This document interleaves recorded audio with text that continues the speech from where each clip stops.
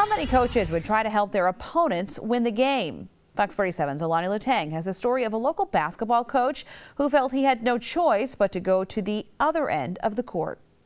Partway through, and I said, "So guys, you think your coach is coming?"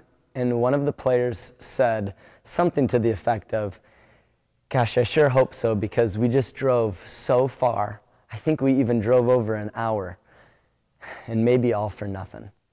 And it was at that moment right there that I knew. I was like, I'm coaching this team. There's no way I couldn't look at that kid's face and say no to him. There's no way. The Cereal City AAU basketball team, a team of only 5 fifth graders out of Battle Creek, showed up for a tournament Saturday in DeWitt, only to be met with a loss before the games even started. It was so sad is to see these kids devastated by their coach not showing up and not having uniforms.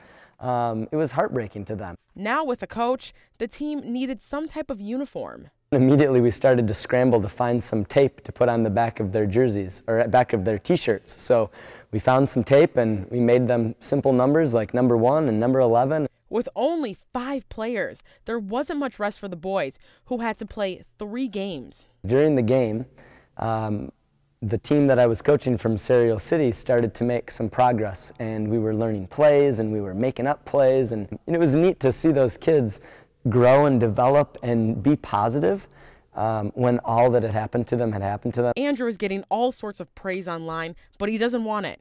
He just wants somebody to step up and give these boys a better shot on the court. I would love to use the news. I'd love to use the people out there to make this I don't know, I'm hoping this reaches somebody who can maybe make or give them a positive basketball experience, since their first one was so negative. Alani Latang, Fox 47 News. It's a great story. Well, if you're wondering why the boys were playing in street clothes, it's because their AAU coach was supposed to bring their uniforms. Some of the kids were even wearing long sleeves and pants. Now, we've contacted the Michigan AAU basketball organization to see if there are any penalties for a coach not showing up. They tell us that since it was not an AAU sanctioned event, there is nothing they can do about the coach not showing up.